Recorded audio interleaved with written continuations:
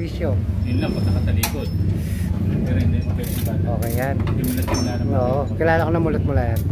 Continuation po tayo dun sa Fortuner na ano, sumasagit si intake manifold. Ito po tayo. Nung nasalangan namin ng compression tester, singaw yung 3 at saka 4. So inatulan namin ng babayo yung cylinder head gasket para masilip yung pagitan ng 3-4. Yan. Fortuner na gasolina. Yan. Fortuner. Yan. Tinitira na ng aking isang mandaragat at saka isang mandaragat din. Yan. O, kaway mga mandaragat. Yan, puro mandaragat ngayon yung ating mga bataan. O, ha? Tapos isa ring mandaragat. Kaway. O, kaway sa mga nasa barko dyan. Ngayon naka-stop over daw ng Brazil dyan. Yan. Yan po yung ano namin yan. Pag nabaklas, papakita ko sa inyo. Sagit-sit ang tunog niya ito eh. Continuation ng unang in-upload ko nung dumating siya. Patay ang kanyang 3 at saka 4. Ang compression niya is 25 lang, nagda-drop pa. Samantalang yung 1 and 2 eh, umaabot ng 100. So yan ang kasalukuyan nilang kinasatay ngayon. Yan. Ito ay nanggaling pa sa Kogyo. Montalban ba? Montalban Rizal.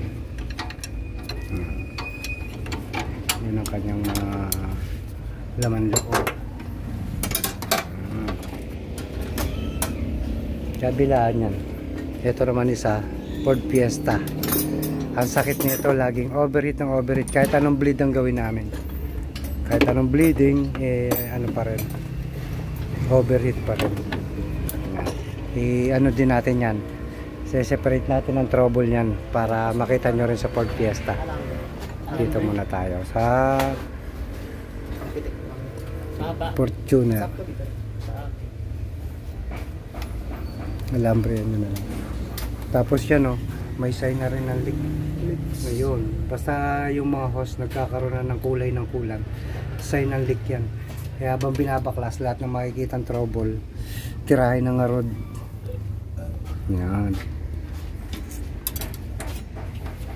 Yan siya. Ang kanyang problema. Katay-katay muna yan. So yan ang kanyang mga kagamitan. Kaya yung tunog niya kasi yung compression ng 3 at saka 4, pag compress ng 3 papasok sa 4 na naka-intake, so maririnig mo yung sipol sa intake manifold eh. Kala mo singaw eh. Kaya pag kinompression tester mo siya, yun. Eh ilang beses na raw, nakakatatlong palit na raw lahat ng puntaan niya. Palit spark plug yun. Tapos yun nga, sabi low power transmission daw. Kaya dinala sa atin para second opinion eh. Natulan na natin, iniwan na. Kaya importante yung pag nagda-diagnose ka, may mga kagamitan ka para na sa ganun eh ma-pinpoint mo talaga yung kanyang trouble. Babalik na natin yung ating compression tester dito.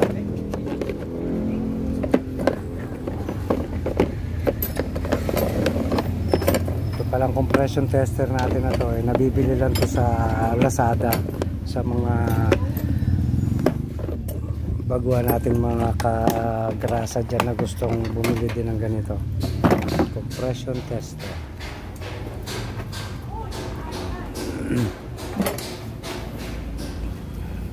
I-update po namin kayo pagbaklas ng head.